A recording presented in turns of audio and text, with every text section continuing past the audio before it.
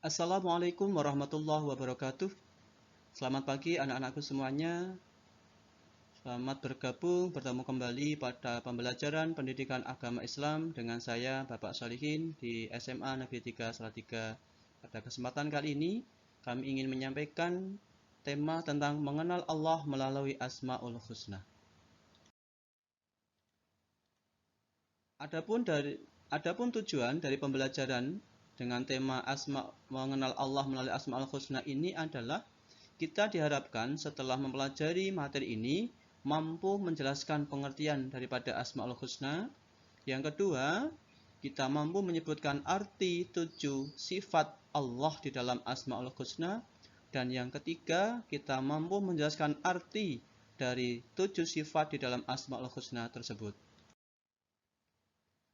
Anak-anakku semuanya, di dalam Al-Quran, Allah Subhanahu wa Ta'ala berfirman di dalam surah Al-A'raf yang berbunyi, A'udzu billahi minasyaitonir rajim. Bismillahirrahmanirrahim.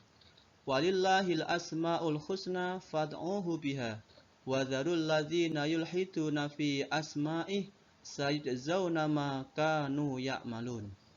Yang artinya, dan Allah memiliki asmaul husna, maka bermohonlah kepadanya dengan menyebut asmaul husna itu dan tinggalkanlah orang-orang yang menyalahartikan nama-namanya. Mereka kelak akan mendapatkan balasan terhadap apa yang telah mereka kerjakan. Dari surah Al-A'raf ini kita dianjurkan sebagai seorang muslim, sebagai siswa muslim dianjurkan untuk senantiasa berdoa kepada Allah Subhanahu wa Ta'ala. Nah, dalam berdoa tersebut Allah menganjurkan atau Allah memerintahkan bisa mengambil daripada asma-asma Allah tersebut. Nah, pembahasan Asmaul Husna dalam 7 asma tersebut tadi diantaranya adalah yang pertama adalah Al-Karim yang artinya Maha Mulia, yang kedua adalah Al-Mu'min yang artinya Maha memberi keamanan, yang ketiga adalah Al-Wakil, Maha Pemelihara, yang keempat ada Al-Matin yang artinya Maha Kokoh, yang kelima Al-Jami artinya Maha mengumpulkan, yang keenam adalah Al-Adlu artinya Maha Adil, dan yang ketujuh adalah Al-Akhir yang artinya Maha Akhir. Anak-anakku semuanya, yang pertama dari 7 asma yang kita pelajari pada kesempatan kali ini, yang pertama adalah Al-Karim. Allah memiliki nama dan sifat Al-Karim yang artinya adalah Maha Mulia. Kemuliaan Allah bersifat sempurna, sebagaimana dalam firman-Nya di dalam surah An-Naml, Allah Subhanahu wa Ta'ala berfirman, Qolal ladzina 'indahu 'ilmun minal kitab ana atika bihi qabla ayyartadam ilaika tarfuk falamma ra'ahu mustaqirran 'indahu qala hadza min fadli rabbi liyabluwani a'ashkuru am akfur wa man syakara fa innama yashkuru nafsih wa man kafara fa inna rabbi ghaniyyun karim. Yang artinya, seorang yang mempunyai ilmu dari kitab berkata, aku akan membawa singgasana itu kepadamu sebelum matamu berkedip. Maka ketika dia, Sulaiman, melihat singgasananya itu terletak di hadapannya, dia pun berkata, ini termasuk karunia Tuhanku untuk mengujiku. Apakah aku bersyukur atau mengingkari nikmatnya? Barang siapa bersyukur, maka sesungguhnya dia bersyukur untuk kebaikan dirinya sendiri. Dan barang siapa ingkar, maka sesungguhnya Tuhanku Maha Kaya, Tuhanku Maha Mulia. Yang kedua adalah Al-Mu'min, yang artinya Maha memberi keamanan. Allah memberi keamanan kepada seluruh makhluknya. Tidak satupun makhluk yang tidak terjamin oleh pengamanan Allah Subhanahu wa Ta'ala.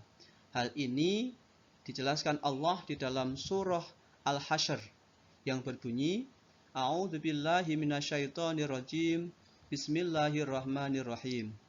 Wallahu alladzi la ilaha illahu al-malikul quddusus salamul mu'minul muhaiminul azizul jabbarul mutakabbir subhanallah ya amma yusyrikun.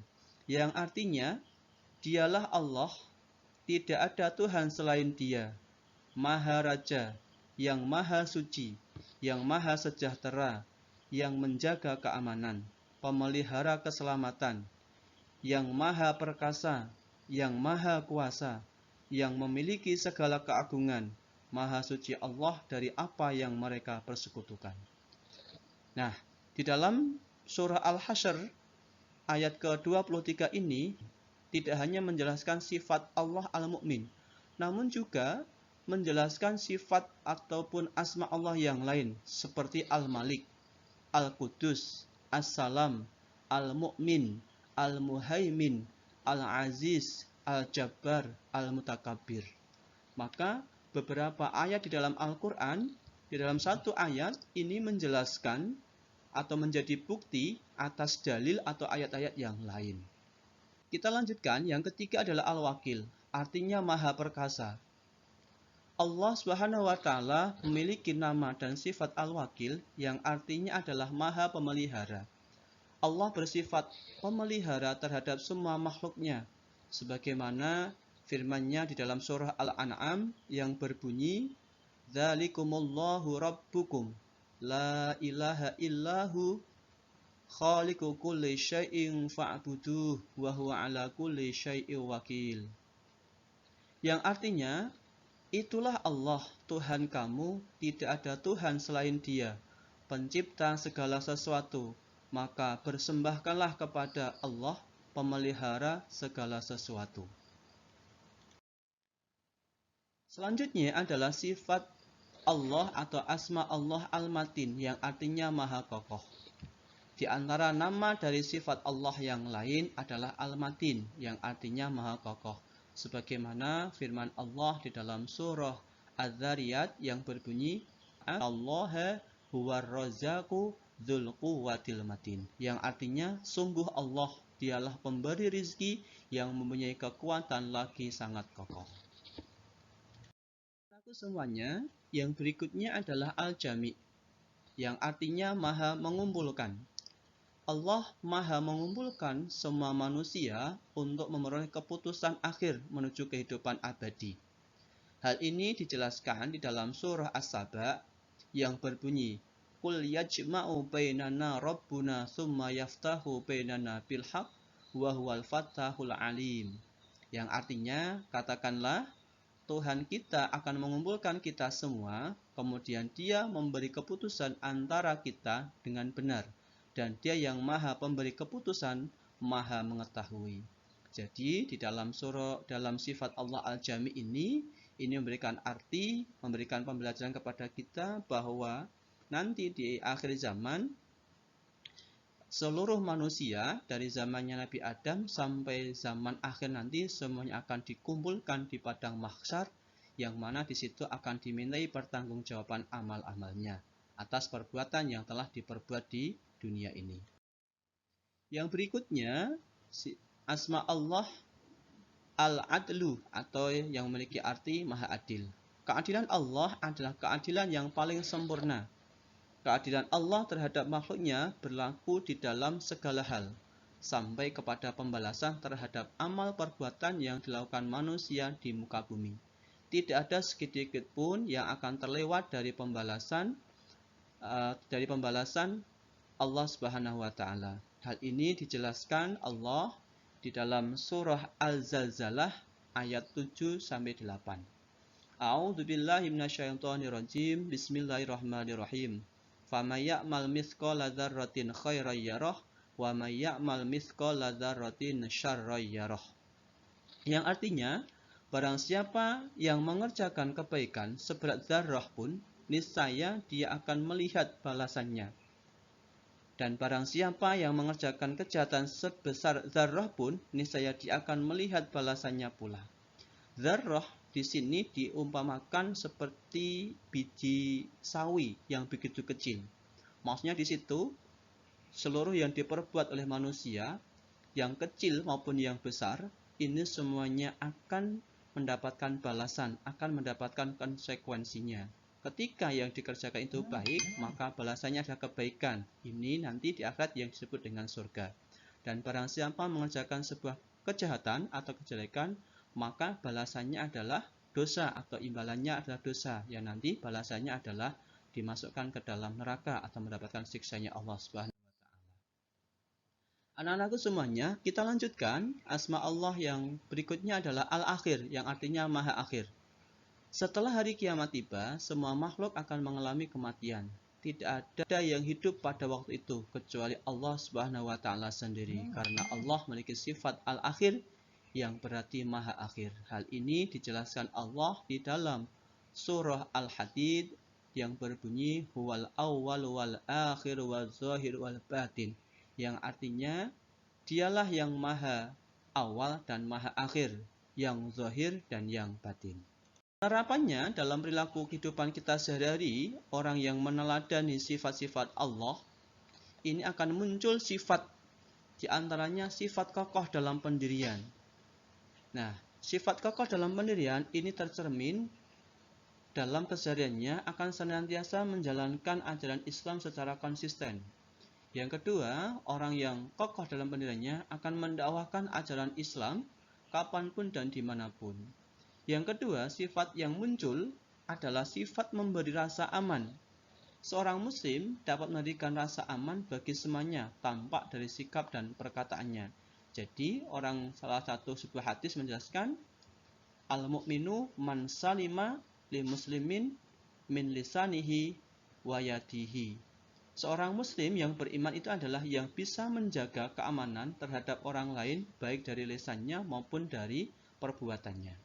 Yang ketiga, penerapan daripada meneladani Asmaul Husna ini adalah muncul sifat tawakal. Tawakal artinya nanti ini bisa dikembangkan menjadi sifat sabar apabila usahanya belum berhasil. Muncul sifat bersyukur ketika usaha yang diusahakannya ini mendapatkan keberhasilan. Dan yang ketiga, bersifat husnudzon atas segala yang menjadi ketentuan Allah Subhanahu wa taala. Karena orang yang tawakal akan selalu husnudzon, tidak pernah menyalahkan keadaan, tidak pernah menyalahkan dirinya sendiri. Namun, ketika yang diusahakan ini gagal, dia selalu introspeksi diri, mungkin ada yang salah, mungkin ada yang tidak pas dalam dirinya, atau mungkin bahkan dia berbuat maksiat kepada Allah Subhanahu wa taala, sehingga yang diusahakan tersebut tidak langsung diberikan oleh Allah Subhanahu wa taala. Dan sifat perilaku yang muncul daripada meneladani Asmaul Husna ini adalah sifat adil. Sifat adil wajib kita tegakkan dalam kehidupan kita sehari-hari. Adil maksudnya di sini adalah bisa menempatkan diri pada proporsinya, adil pada dirinya sendiri, maupun adil kepada orang lain, maupun adil kepada Allah Subhanahu wa taala. Adil pada dirinya sendiri berarti bisa melihat, bisa memanfaatkan kenikmatan yang diberikan Allah Subhanahu wa taala untuk melaksanakan kebaikan.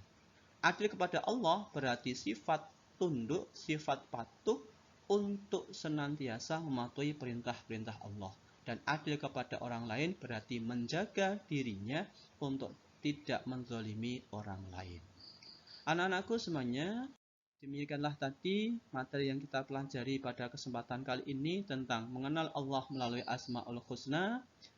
Semoga kita bisa mengambil manfaatnya dan bisa menerapkannya dalam kehidupan kita sehari-hari.